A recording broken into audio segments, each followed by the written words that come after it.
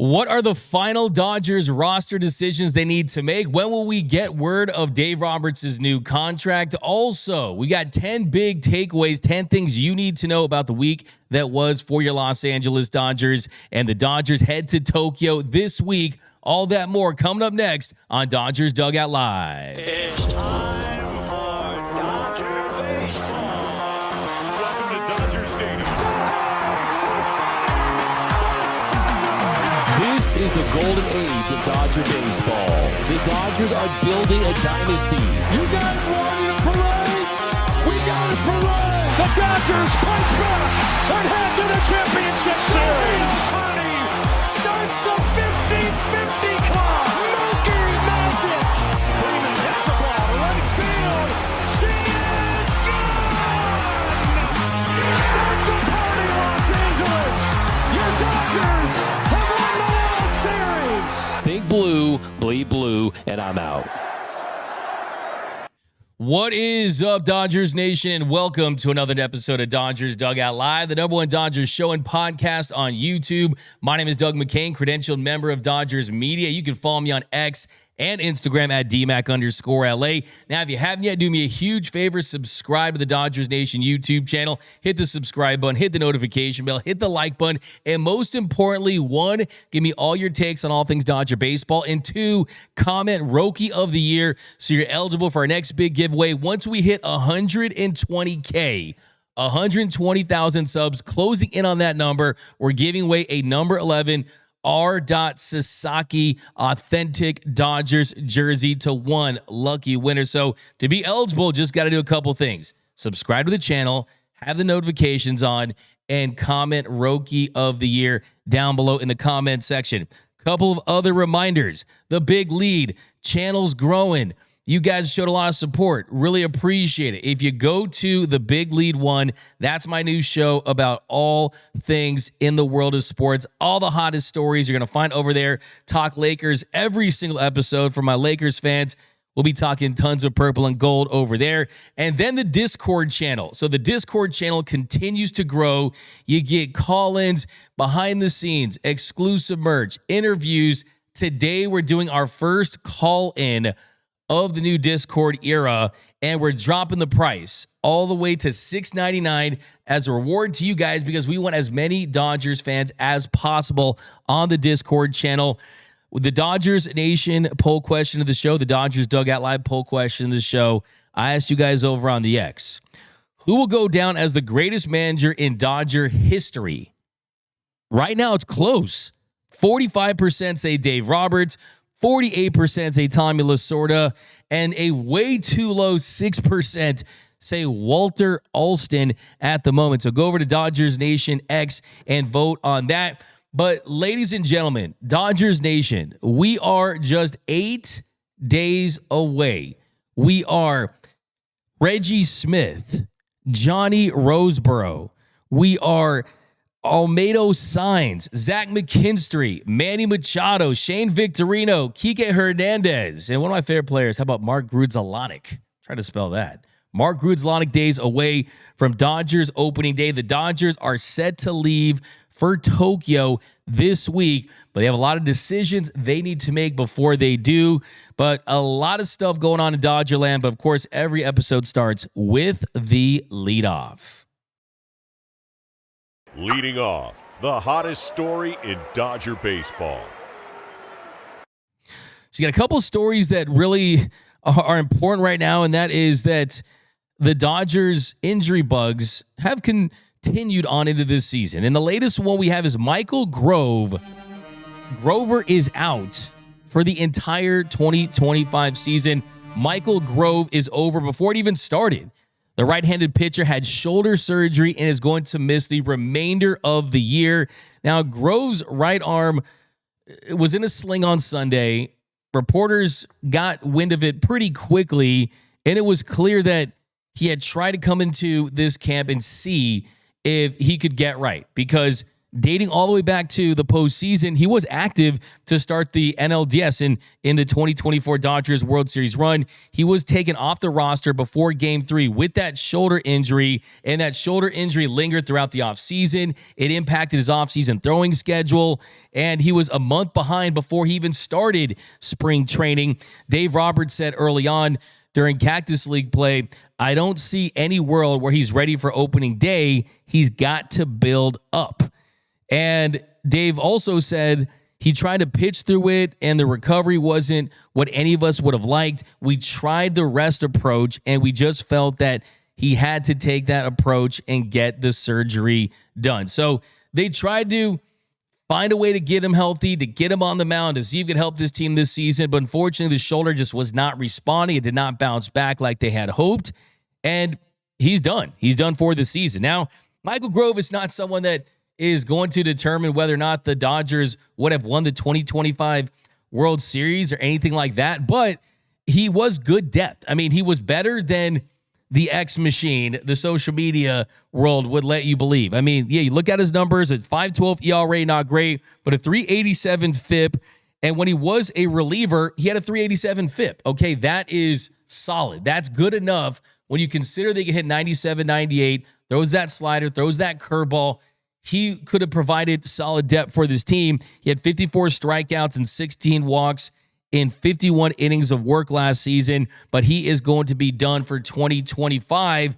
And then you start to look at that list of injuries that the Dodgers have suffered to their pitching staff, to their bullpen. He's another guy that is going to be moved to the 60-day IL. Gavin Stone, River Ryan, they've already been placed on the 60-day IL. Grove will join them at some point. You got other names. You got Emmett Sheehan coming back from Tommy John surgery. Bruce Dark-Gratterall had the shoulder surgery. Clayton Kershaw still rehabbing from left foot surgery and a surgery to his knee to clean up some meniscus issues he was dealing with. And also Kyle Hurt is going to miss the entire season after having Tommy John surgery. Then on top of that, there's the Evan Phillipses and the Michael Kopechs, who are big key cogs in this Dodgers bullpen that will start the season on the IL. You got Edgardo Henriquez, who's out 46 weeks, dealing with a metatarsal injury. We still don't know how that even happened. And then Dave has said recently that Dustin May, who's coming back from a second major arm surgery. He had the repair done, that he had the flexor tendon repair done, that he could start on the IL, kind of similar to what we saw with Walker Buehler last season, to kind of ramp him up, get the velocity up, and put him in a good spot where he could just be in a better position, have success when he gets there. So Michael Grove's done for the year. The Dodgers pitchers, at least the ones that are at the top that matter the most, things are looking good for them at the moment, but it's definitely going to be a storyline. I mean, if you had to list what will be the biggest reasons why the Dodgers repeat, one is going to be starting pitcher health, bullpen health. If this starting rotation stays healthy and you don't have to use 40 pitchers like they did last year, and it doesn't look like a season of Squid Game where people and pitchers are going down every single week, it felt like, then this team is going to be in a great spot to have the talent and the depth to go and repeat. I mean, just look at what the Yankees are dealing with. I mean, the Yankees are dealing with serious injury issues. Giancarlo Stanton and the elbow issues. Garrett Cole, it's been reported that he has been recommended Tommy John surgery. So that's just the nature of a Major League Baseball. Now, a couple other news and notes down from Camelback Ranch as far as these final roster moves. We're going to get into that in a little bit. Guys like James Outman, guys like Hae-Sung Kim, will they be on the roster? Well, we do know at this point that the very least, James Outman has been told, this is from Fabian Ardaya, that James Outman said he's been told he's going to be part of the Dodgers travel roster in Japan. His status for the active roster is still TBD. So we're going to talk some James Outman today, where he stands with this team. But if you do look at the Dodgers lineup today, Yamamoto, he makes his last start of spring training before being the Dodgers opening day starter in Tokyo, Japan. By the way, I leave for Tokyo on Friday. I'm going to be there giving you guys all the behind the scenes, content. The vlogs from last year will be back. So be locked here. You guys are coming with me to Tokyo. I'm not going by myself. You guys are coming with me to Tokyo. But you look at the Dodgers lineup today. They take on the Diamondbacks, a 105 first pitch. Ohtani leading off, Edman batting second at second, Freeman at first, Teoscar in right, Muncy at third, Smith behind the dish, Rojas, and then Outman is in left, and then Pages is in center. So a small detail, but my read on that is that the evaluation for Pages has more to do with how well he performs defensively and if he can man that position. Otherwise, if Outman was in center, I think that'd be a more of a tell that they're strongly considering him on that 26-man roster, because defensively, Outman is better than Andy Pages, but I think they trust the bat of Andy Pages more than they do James Outman because of the season he had last year. And then on top of that, you just look at the disparity between them as far as defense.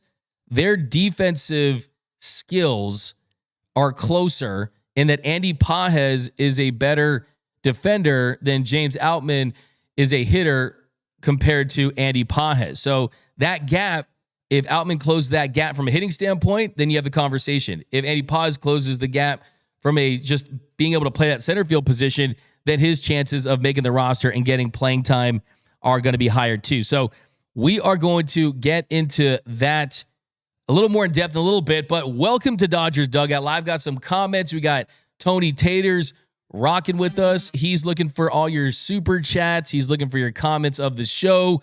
We will be giving out a comment of the show every single episode, sometimes multiple ones. So have your best stuff down below. Noel's looking too. And if you win the comment of the show, we feature it on our Instagram and on our X. So we'll give that out during the 7th inning stretch a little later. But coming up, we got our 10 big takeaways, 10 things you need to know right now about Dodger baseball. And then also for our Discord members, our very first caller of the Discord Dodgers Nation era. That is coming up next on Dodgers Dugout Live.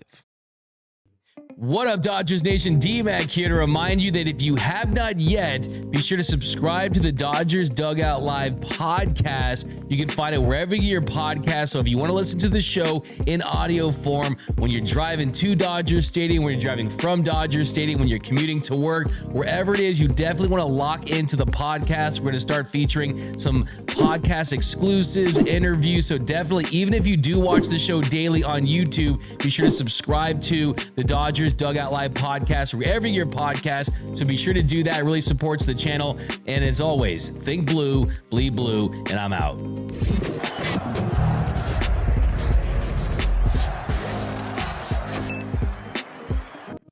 And welcome back to Dodgers Dugout Live, the #1 Dodgers show and podcast on YouTube. Join the Discord, join the Big Lead, and comment Roki of the Year down below so you're eligible for our big giveaway at 120,000 subscribers. But like I've been telling you the last couple of weeks, one of the big benefits of joining the Big League is joining the Discord channel is you get to call into our show. You get to call in. We get to hear your takes. We're going to do it once, maybe twice a week. We're going to do tons of callers. And all you have to do is join the Discord. It's $6.99 a month. And you get that plus a lot of other benefits too. You get the lineup as soon as it drops, insider stuff, quotes from players and Dave Roberts.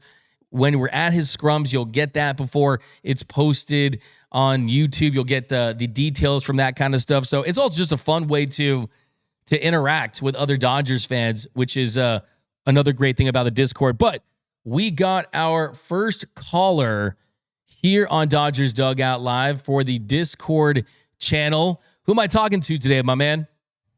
What's up, D-Mac? Jack Wolf. I'm really excited to be on here, man. I've been a fan for about 2 years. It's really excited, man. Hey, Jack, it's great to have you on the show, man, and we appreciate all the support. But yeah, drop your first question. What you got for me, my man?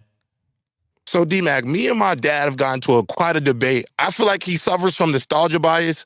Who would you say is the more impactful walk-off home run? Would you say it's Kirk Gibson in 1988 or Freddie Freeman in 2024? What would you say is more impactful, D-Mac?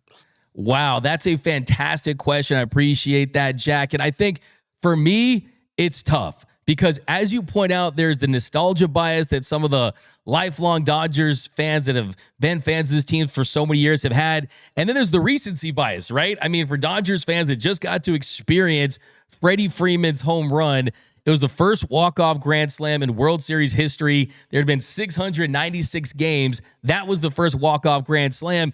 But I think when you kind of break them all down and you look at both home runs, they're eerily similar. They were 36 years apart. Both of them come in game one of the World Series. Both of them were hit around the same exact time, 8:37 p.m. Both were hit to the right field pavilion. And just like in 1988, both teams were down to their very last out. And also, both players that hit those home runs were dealing with severe injuries. Freddie Freeman, he was hobbled due to the ankle injury. And then Freddie Freeman, he comes back and then he gets that big moment right there. And then Kirk Gibson, let's be honest. So if you want to kind of compare the two, who was more injured? Freddie was injured. I'd probably say, would you say Freddie? Look, it's Kirk Gibson. So Kirk Gibson, he had an injured left hamstring. He had a right knee that kept him out of the World Series in just that at-bat. So think about this. That at-bat for Kirk Gibson, that was his only at-bat for the entire series.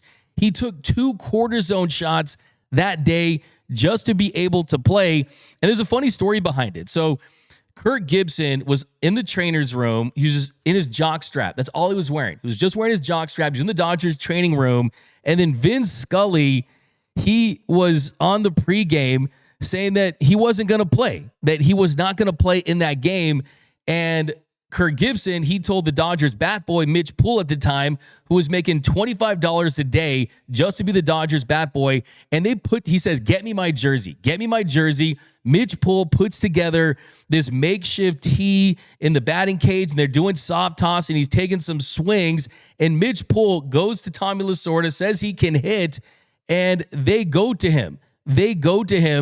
And in that moment, he steps up. And the other question is, who is facing the better pitcher?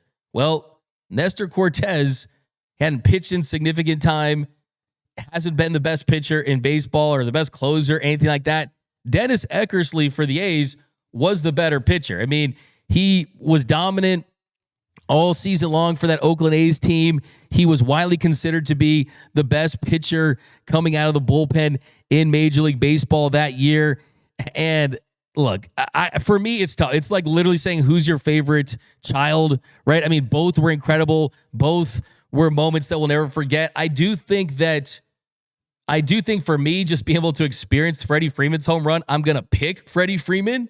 But as far as what was the most difficult home run, I think Gibson's was a more difficult home run because he was facing a better pitcher.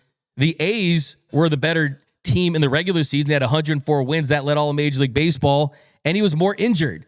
But still, I mean, I got to go. I mean, to me, it's the crack of the bat on the Freddie Freeman home run, the first walk-off grand slam. And I do think as far as how impactful they were, you look at that A's team, if they win that game, you got to feel pretty good about their chances of winning that series. If the Yankees win game one, you look at where the Dodgers starting pitchers were, just having 3 starters, a depleted rotation, that maybe the Yankees win that series. So both were extremely impactful. I think that the moment for me is Freddie Freeman, but I think you could strongly make the case that Dennis Eckersley and the power that he had in Gibson's home run, I think you say that Gibson's might have been the more difficult home run, that back foot slider. Yeah, no, for sure. That's actually a great point. I'd probably say, though, Freddie Freeman just feels like just more aura, honestly. That's what I was trying to explain to my dad. He doesn't really understand what aura means, but I just feel like Freddie's moment was bigger, you know?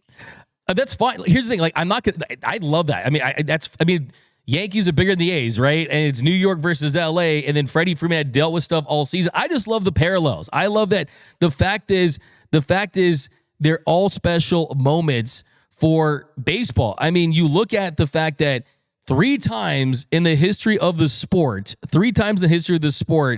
where there's been a walk-off home run in the World Series for the team that was trailing. It's only happened 3 times. It was Gibson in 88, Joe Carter for the Blue Jays in 1993, and Freddie Freeman in 2024. So these moments don't happen often. I will say for my Vince Scully fans, and he's so important to this franchise. I mean, that call, the fact that he says she is gone, and in the year that has been so improbably impossible has happened, that's the iconic call. And then Joe Davis brings it back with she is gone, Gibby meet Freddie. There are a bunch of amazing stuff, but hey, like I said, I'm happy that we get to celebrate both moments for me. And yeah, that Freddie Freeman, I kid you not, I've watched it over probably 500 to 1,000 times this offseason. But thank you, John. Really appreciate calling in here. And yeah, if you guys want to call into the Discord channel, that's my man. I think it's Jack. Sorry, I got his name wrong. Jack Wolf. I apologize. Both J's. But Jack, thank you so much. That's Jack Wolf rocking with us here. And if you guys want to call into the Discord channel, that's all you got to do. Subscribe and you can call in. And pretty soon we're going to do tons of callers. Going to do whole segments on it. But appreciate my man Jack Wolf rocking with us here. But yeah, let me know down below in the comment section, because I like that. Gibby's had aura with the pumping, but Freddie's had the aura with the Statue of Liberty. And another kicker too. I mean, Freddie Freeman's a Hall of Famer. Kirk Gibson, Hall of Fame moment and MVP, but he's not going to be making the Hall of Fame. So there's that element too. But love talking about this stuff. And all about a little shout out to Mitch Poole, the Dodgers bat boy, who helped get that moment going. But here we go. We got Kelly O'Shea down below. I was around for Gibby, and it was amazing. But I was at the Freddie game, so I got to go with Freddie. I love that. I love that, right? I love that. You're at the game, get that home run call right there. Ella Shiva Jones, glad Outman gets to travel with the Dodgers to Japan. I really hope Outman improves. Okay, so let's get to our 10 big takeaways, 10 things you need to know right now about Dodger baseball. And it's pretty jam-packed, so follow along. And kind of the all the talk at spring training right now really has to do with these final decisions they have to make, but also some of these starters that are continuing to ramp up. But here are the 10 big takeaways, 10 things you need to know about the week that was for your Los Angeles Dodgers. Dodgers Rewind, 10 big takeaways. And our first big takeaway is that Blake Snell is going to be the Dodgers' domestic opening day starter when they take on the Detroit Tigers at home, ring afternoon. It's going to be a 4:10 start at Dodger Stadium. It's going to be electric. And essentially, Dave Roberts said it yesterday. He couldn't just come out and say it 100%, but he did everything but say it.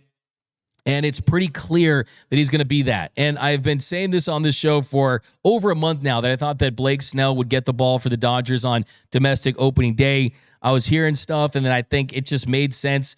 Tyler Glasnow, he was big last season, getting the start on opening day in Seoul, South Korea. But I think it's a great way to just reward a new pitcher. I mean, Blake Snell deserves that love. Let's not forget, this is a 2-time Cy Young Award winner. I think it's cool that he gets that.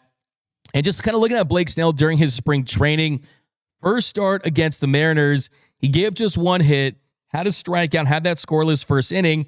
Then he hasn't thrown too much, but he did get some more action yesterday. He had a scoreless first inning, and he was going to be out there to build up, to get more reps in. And then Drew Avans, Dodgers, former Dodger, old friend Drew Avans, he hit a home run the second inning, and then Snell, he gave up 3 runs in the third.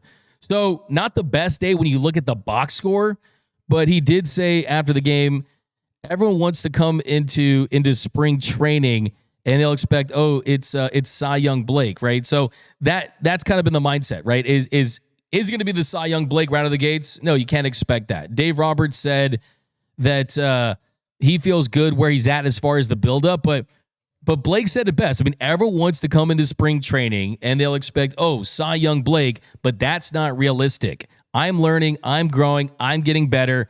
It takes all of spring to really start figuring it out, that what I need to do or what I need to do here or there, it's a little different than last year. So you're figuring out who you are this year. It's such a big thing. So I talked to Blake Snell at FanFest, and one thing I asked him was, hey, how excited are you to start this year with a normal timeline and you don't have to rush?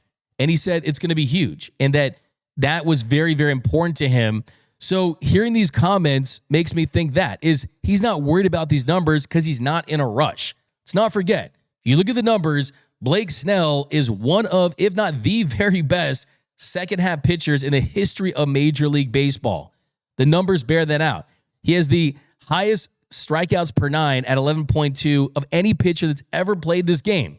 He can get big strikeouts in a high clip. It's good in the second half of the season. I'm not overly concerned about spring training numbers for him. A 7.71 ERA with 6 strikeouts and 4 2/3 innings this spring. But he is going to get a start in Tokyo against the Hanshin Tigers. So he's going to be pitching one of those exhibition games, and he's going to be good to go for the opening day start, the domestic opening day for the Dodgers. And I think it's cool to hear how much love he has for Clayton Kershaw. He said one of the biggest things he was looking forward to was playing with him. He said having Kersh watch one of his bullpens was one of the best moments of his career. And Kersh has kind of reciprocated. Kersh was asked about Blake Snell, and here's what he had to say. He said, quote, "As a left-handed pitcher, you always look around the league and see left-handed pitchers that you like watching. Blake's definitely my favorite in the league right now. The way he can throw a baseball is special. It's just pretty the way it comes out of his hand." So Clayton Edward Kershaw, a guy who so many pitchers said was their favorite pitcher to watch, says that Blake Snell is his favorite pitcher to watch. So I think that is really, really cool. So big takeaway there. If you're wondering who's going to be getting the ball, who's going to be on the bump during that ring ceremony at that special game, it is going to be Blake Snell. Hasn't been official, but I can tell you it's essentially official. Trust me on that one. Second big takeaway. Got to talk about Roki Sasaki. So Roki Sasaki is making his first Cactus League start tomorrow against the Guardians. So it's his first Cactus League start. His first appearance in a big league Cactus League game came in a piggyback role with Yoshinobu Yamamoto. He was really, really electric in that game at times. You saw him flash. You saw him go out there with that splitter that has that fade, that has that run, and it looked like a major challenge to big league hitters right out of the gate in his first appearance. So I'm very, very excited to see what that looks like in his second go around. We saw his first start pumping 96 with an 85-mile-per-hour splitter, and that's already a really nice differential. But, I mean, just go back. I mean, he had 45 inches of drop with 7 inches of arm side run on that splitter at certain times. I mean, this is someone that is just truly going to be one of the best, dirtiest pitchers if everything works out for him. I mean, the induced vertical break, 14.6 inches to -4 inches. That'd be the 99th percentile. The spin rate separation, get this, and what makes that splitter so special is it has such a low spin rate. The spin rate separation in his first appearance was 2038 on the heater to 521. That would immediately put him in the 100th percentile in spin rate differential. So, yeah, I mean, we can go on and on about Roki Sasaki, but those 7 swings and misses, you're looking at an 87% whiff rate on that splitter. It was just this is someone that, like I said, I saw a lot from him in the NPB, the WBC. But I think just you can learn a lot from a guy in his first taste of big league action, and it was really exciting. So he has pitched in a B game, a hybrid B game against minor leaguers when he was against the White Sox. A lot was made about Kyle Teal getting that home run. That'll be something fun to talk about a few years from now. Do you guys remember Kyle Teal, the guy that hit that bomb off of Roki in that B game? But no, he's making his start tomorrow. And if everything goes well, I fully expect him to get the ball in Game 2 of the Tokyo series. It'll be Roki Sasaki versus Justin Steele. But, yeah, I was already excited about Roki. I'm equally excited now. Nothing has changed, and he is going to be big time. And the funny thing is he's not even on the 40-man roster. Now, next big takeaway is that Dave Roberts is on the 1-yard line with his extension. And we talked about this last week. We're waiting word to see when that deal is going to be finalized. Dave said, things are looking good. I'm optimistic. This is where I want to be. So I'm excited that things are getting done. Joel Sherman reported on Friday that the deal is expected to get done before the Dodgers leave for Japan on Wednesday, and it's expected to be a deal that's going to break the record for the highest yearly salary for a manager in big league history. The current record is Craig Counsell, who signed a 5-year, $40 million deal with the Cubs. That's $8 million a year. Alex Cora signed an extension last year that puts him at $7.25 million a year. And we're not going to spend too much time about this. You guys know how I feel about Dave Roberts managing this team. The truth is, he 100% deserves it. A .627 winning percentage for Dave. That is the highest of any manager in the history of Major League Baseball to start his career. That's unbelievable. You look at 4 World Series appearances. He's won 2, should have won 3 if it weren't for the cheating Astros. He's going to be the guy as long as he wants to with this organization. So we're waiting to see that. And I think the good thing about this, the most important thing, is he had 1 more year left on his deal. And you can't have a lame duck manager in really sports, but especially in baseball. So to have him locked up, not have to worry about it, the players knowing he's the guy, the young guys knowing, hey, I got to impress Dave Roberts, right? He is the guy for this organization, and that is going to be a really great thing for him, for managers around the league, and I think for this Dodgers team as a whole. Now, next big takeaway, number 4. How about this moment? How about this moment with Matt Sauer? So Matt Sauer, Dodgers non-roster invitee, trying to work his way onto this team. Not having a great spring so far. If you look at the numbers overall, an 8.22 ERA, a 1.44 WHIP. Does have a start so far. He did have 2 scoreless innings on Friday. And then after that, he allowed the first 4 batters to reach in the 9th inning. But how about Dave Roberts coming out there, getting the ball from Matt Sauer and telling him, hey, not, hey, that a boy. Hey, you did your best. No, he said, hey, you're going to go with us to Tokyo. Dave Roberts came out to get him, and it took a while. Usually it's like, here's the ball, skipper, I'll see you later. But Dave is telling him right there, don't worry about the inning. You're coming to Japan with us. You've made the roster. How cool is that? A heartwarming moment. Another example why Dave is the best manager in baseball. I mean, how about Yohan Ramirez? You don't mess with the Yohan. Had that cool moment last season. He ends up putting together a nice little run there. But he just has this way of dealing with people to get the best out of him.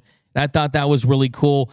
And I think it's really awesome too, if you're Matt Sauer, is you get a $70,000 bonus, a $70,000 bonus for that. So Sauer, like I said, I mean, is he going to be someone that's going to make a big impact for this team this year? That remains to be seen. And I think that depends largely on how healthy this bullpen stays. But I would also add to that, don't look at the numbers he's put up and say, oh, he's a bust or he's not going to work out. You focused on some of the other things that are important. I mean, he has 8 strikeouts and 1 walk in 7 2/3 innings of work. So that's definitely impressive. And Sauer said, I honestly didn't even know how to react. I thought it was first class. It was awesome the way he did it. So what a great moment there. He was shocked a little bit.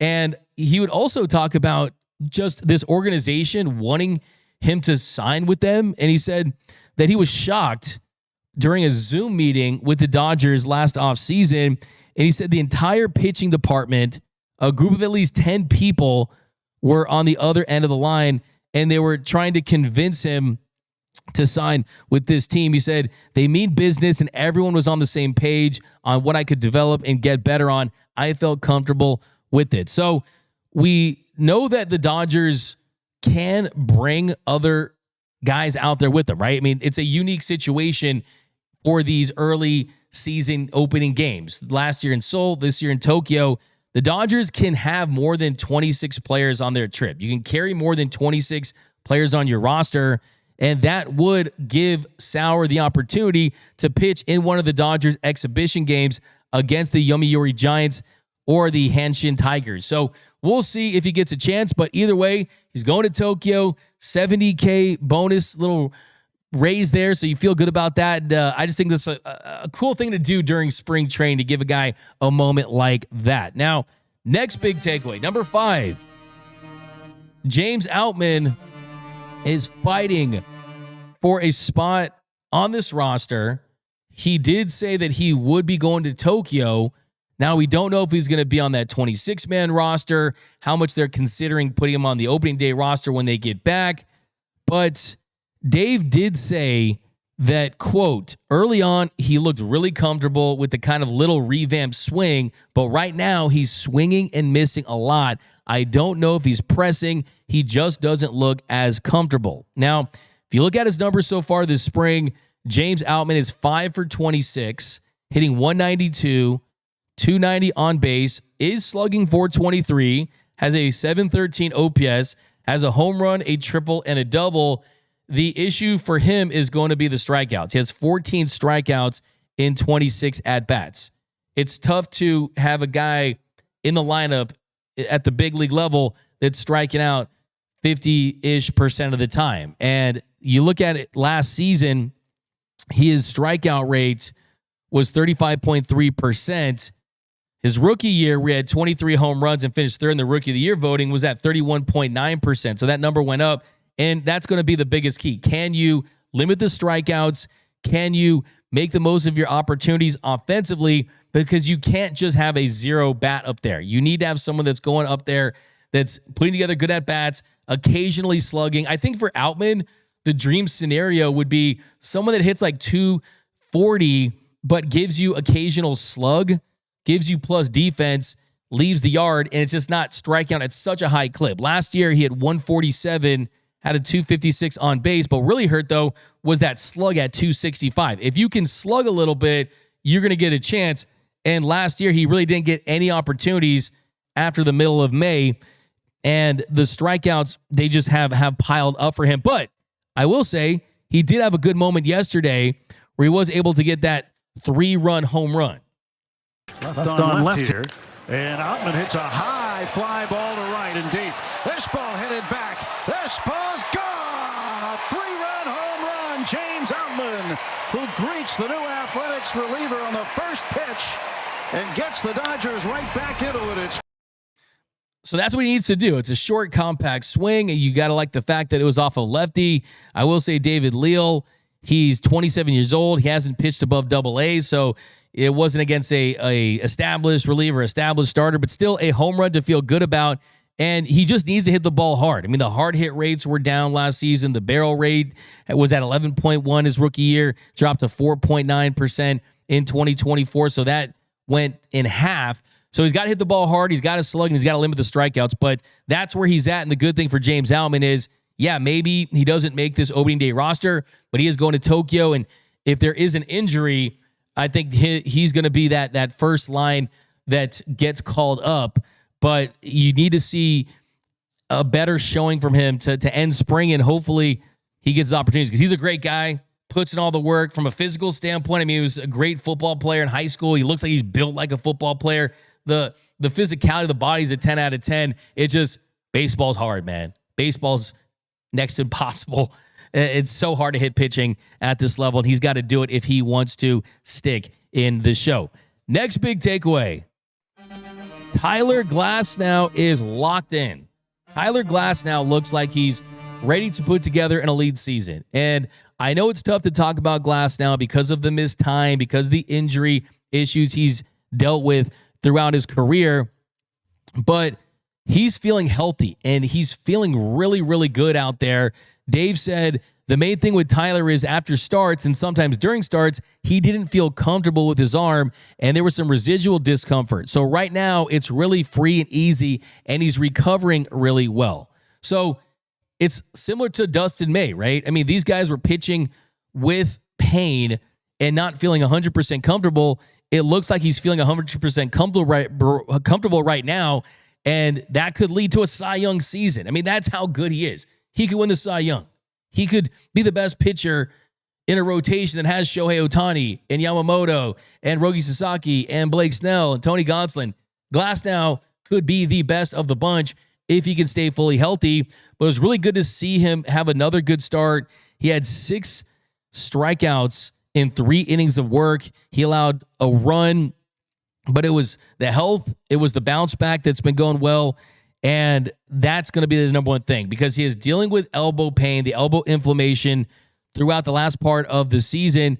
And he told me that it's tough to even notice the adjustment that he's made, but it basically keeps his spine in line to where the shoulder, the leg, the arm is not kind of flowing outward. So he's going more direct to the plate because his extension to the plate is so high that when he does that, the force it puts on his elbow after a certain amount of time, it takes its toll on him. So by kind of tweaking that and having a somewhat smaller extension of the plate, hopefully it's going to take some force off of his elbow. Last year, he had a 7.5 foot extension of the plate. That was the 99th percentile.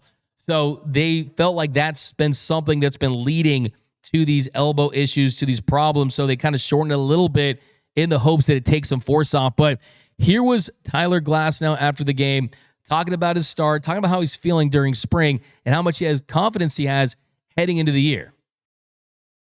I felt pretty good. I think the rhythm early on wasn't as good as the next 2 innings, but I felt sharp for the most part. Yeah. I'm still throwing the exhibition game in Japan, and then probably have one more at home. So I'm kind of still in the midpoint, but I feel good up to now for sure. Yeah. So he's feeling good, and he also was asked about going to Tokyo and what he learned about going to Korea and how that's going to impact the pitchers on this team as far as the sleep management, as far as getting right and continuing to ramp up to the year. I think I was feeling good before going over, and I think getting into that regular season game last year early, it was felt a little early, I guess. It was one of those things, but the stuff I knew was the sleep change stuff and the big shift in hours and everything like that. But there's only so much you can kind of do to prepare for it, and just try to line up sleep schedules as soon as you can. But I know they'll kind of let us know how to handle it before. And you get on the flight and they have those little, a bunch of, it's a sleep packet thing, and it'll kind of give you instructions and some supplements and all that stuff. So you either do it or you don't, kind of thing. Yeah. So you can do that sleep stuff. They're going to be traveling on a great plane, being in a great hotel. So hopefully they manage things well. Of course, a couple of years back, a while back against in Australia, you had the Kershaw have that issue where he ran to the injury. So you definitely want to keep that front of mind if you're the Dodgers. And then he was asked about Shohei Ohtani and just the magnitude of his fame and how much he's looking forward to that and what he's expecting. Wild. Ohtani's Justin Bieber times 10 over there, so it's probably going to be insane. There are a lot of people. Last year was a lot of people going through the hotel and every day, kind of walking around. So I'm expecting it to probably be crazy. It's going to be absolutely crazy. Now, Justin Bieber at times 10, I think it's way bigger than Justin Bieber. Way bigger than Justin Bieber, of course. He's like Michael Jackson in baseball cleats with his level of fame over there. But it's going to be bananas. There's going to be so much hype surrounding this game. It's going to be a historic game. And yeah, these guys better be ready for those flash bulbs for these fans because it's going to be a scene in Tokyo. Now, couple more takeaways here, and then we're going to hit the 7th inning stretch. I want to hear from you guys. Little update on Shohei Ohtani, and that is that he is going to he's going to start at designated hitter on Monday and Tuesday, so it'll be his first time doing some back-to-backs as a hitter, and he's going to be playing in consecutive games for the first time this spring, and that's something they wanted to make sure they did before they left for Tokyo. I do think that way too much has been made about Andrew Friedman and just the expectations that they have for Shohei Ohtani and the expectations that they have for him as a pitcher. Andrew Friedman did say at Dodgers Fest that he wasn't going to face hitters during spring training. So everyone's shocked and surprised by that and acting like there's this big setback. It's not. It isn't at all. I mean, this is something that is being emphasized just because they realize that it's all about him being ready to go. in October. If they don't want to have any setbacks, because they realize that if you lose him as a hitter, then this team's chances of going back to back, they decline significantly.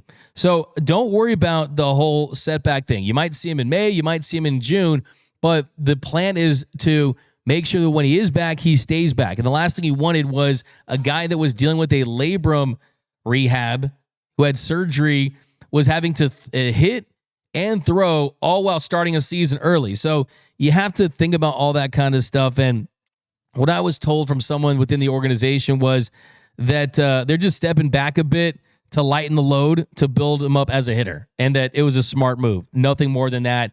He is going to be fine when he's ready. He is going to pitch, and I think he's going to pitch well. Next big takeaway, Bobby Miller is facing hitters, and even though it has put a little hamper on his spring, that he is going to be back at some point. But if you were looking to see him in the rotation early on, that's not going to happen. Or even coming out of the bullpen as a multi-inning guy, that's not going to happen. He's most likely going to start down in AAA, barring an injury. Dave Roberts said, even though Miller wasn't shut down from baseball activities for long, it will be a longer road to build him back up as a starter. So it's going to take some time to build him up. He's going to be just fine. So don't worry about that. Next takeaway for the Dodgers is, like we talked about earlier, is Dustin May could start the year on the IL. They could try to build him up like they did with Walker Buehler last season to not put pressure on him. Remember, he's come back from an esophageal tear, a second major arm surgery. The velocity hit 94, 95. The stuff has been really good. Had 3 scoreless innings in his last spring training start, but they're not going to rush him back. They're not going to rush him back, and that is going to be the case. But coming up next, your questions, and we're giving out a comment of the show. Who's got the comment of the show? Who's going to make us laugh? Who's got the hottest take? Who's got the biggest burn? Let us know, and that is coming up here on the 7th inning stretch. First, go over to gearup.la right after the show to get merched up for the season. You got the best Dodgers t-shirts in the game. You got this Teoscar Hernandez run it back shirt. You've got the Freddie Me Gibby shirt. We talked about Freddie and Gibby today on the show. You can get the WDGAF Kike Hernandez We Don't Give a F t-shirt. That one is definitely one that brings up great memories of that World Series run. So go over to gearup.la. We're dropping new merch. Got a lot of exciting stuff over there. So when you think about wanting a Dodgers shirt, hey, go over to Dodgers Nation, our official store here. That's the official merch store of Dodgers Nation, gearup.la. But now let's hear from you guys on the 7th inning stretch. The 7th inning stretch.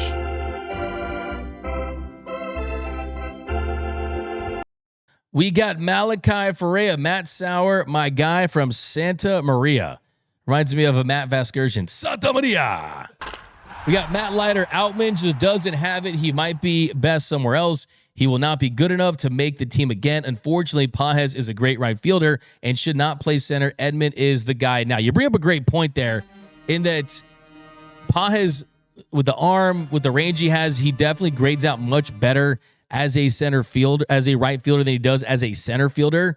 Unfortunately, right field is Teoscar's spot and left field is Conforto's spot. So that is going to be a hurdle. And if he wants to play on this team, he's got to up the defense if he wants to be a part of this.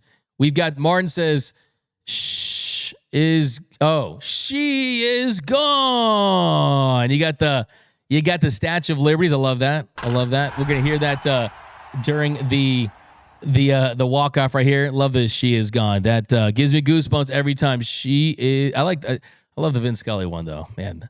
Vin Scully one, just one of the greatest calls in the history of broadcasting, really. Garrett Lonely, a Mount Rushmore in Japan would be Ohtani with 4 different facial expressions. I like that. We got Reno-san, Grove going down for the season. Might be the best news I've heard today. Come on now. Come on, man. Come on, that's a finish him. It's a bruh. The buttons aren't working. We got Craig Osterberg. He should have had surgery before the season. Grove. We got Elias Elizondo. I bought a World Series 2024 signed Kike bat, and it was number 2 out of 500. Let's go Dodgers. We've got Neil before Zode 21. Met Grove once. He's a good dude. What a bummer for him. Yeah, absolutely. It's a bummer. He was a second-round pick for the Dodgers out of West Virginia. He's a Mountaineer back in 2018. And unfortunately, shoulder surgery for him. And we are going to be wishing him well, a speedy recovery for the Grover.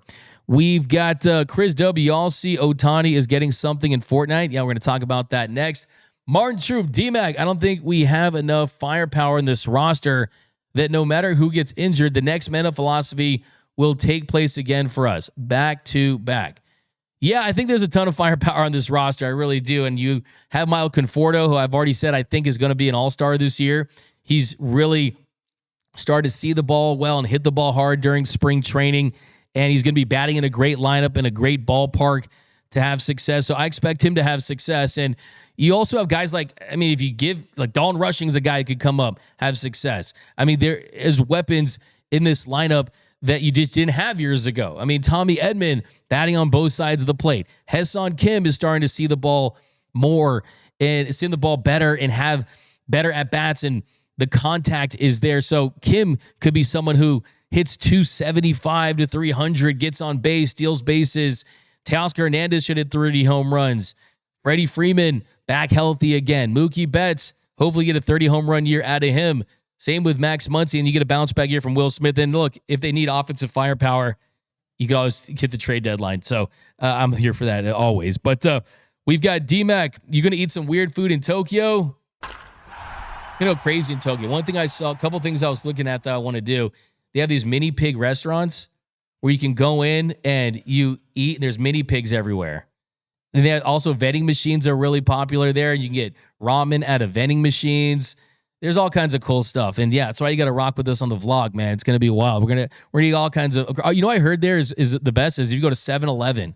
People say if you go to, in Tokyo, you can go to 7-Eleven for your breakfast, lunch, and dinner and have great food all day. People say that the 7-Eleven food there is elite. It's not like here. It's like the best food at 7-Eleven. The convenience stores are huge there. So it's going to be exciting. James Ballstrom, how is Eddie Rosario doing? Look, Eddie Rosario so far during spring has definitely played well. He really has. I mean, Eddie Rosario is someone that wants to be on a big league roster. He wants to prove himself that he was that guy from a couple seasons ago. So far, he's 3 for 23 with a couple home runs. So not good enough to make the case that he should be on this roster, but he is going to be providing depth, can play corner outfield, and we'll see if he gets picked up by another team. But got off to a hot start, but didn't really sustain it. Reno-san, looking forward to a bounce-back 2026 season from River Ryan and Gavin Stone. Love that one. Love that. And yeah, so excited to have those guys back. And something about that homegrown talent just kind of hits different. Samir Neverate, what a day. Roki, what day does Roki throw again? Yeah, we talked about that earlier. Tomorrow. Stephen Blevins, this time change is killing me. Yeah, I mean, the daylight saving. Yeah, it's definitely, man, that hour, man. Give me that hour back. Why do we just daylight savings all year round? Come on now. Angel Bada. D-Mac, ready to go torta hunting on opening day. Let's hit a 2-man and a shoey. There's a comment of the show. There's a nice little comment of the show action right there. I like that. Victor Baños, 34 forever. Hi, D-Mac, rocking from Ensenada, Baja, in another manic Monday, but a blue Monday with Dodgers for life. You think that David Bodie is a dark horse in this 2025 roster? I think he's certainly someone that has proved himself as a viable candidate to get an opportunity at some point during this season, barring injury or barring players slumping. 12 games for David Bodie, 12 for 28, 2 home runs, 3 doubles, hitting .429 with a 1234 OPS. He is their offensive MVP during spring training. He's hitting the ball hard. If he played center field, he'd probably make this roster. But he's a guy who's versatile in the infield, was playing first before Freddie came back, playing some second. So that's going to be kind of the biggest thing for him is finding a position that he can play and getting those opportunities to hit. We've got 4-seater 777 D-Mac Noel. We need a first look at the $100 million plus renovation of the underground changes. So curious of all these square footage upgrades. Yeah, I'm going to have Stan Kasten on this week. and I'm going to be asking him about that. And I'll be at the stadium, and we can't have the cameras running. That's just not what we do. But definitely we'll get an opportunity to hopefully just see in just normal press scrums if there's a difference. And just talking to the players is going to be the biggest thing. James Bostrom, James Outman in center. We gave up an MVP for Outman. Seriously, Bellinger is still better than Outman. I mean, sure, but not at that price. Cody Bellinger makes absolutely 0 sense for this team. None at all whatsoever. But, I'm a Believer, but that is not even anything to consider. I mean, he wanted to get paid and he wanted a different opportunity. But a couple more. We got Gary A. Sasaki filthier than old troughs at Dodger Stadium in the 90s. All right, there's my comment of the show. It's my comment of the show from Gary A. But coming up next, someone mentioned Fortnite. We're talking about it next here on The Walk-Off.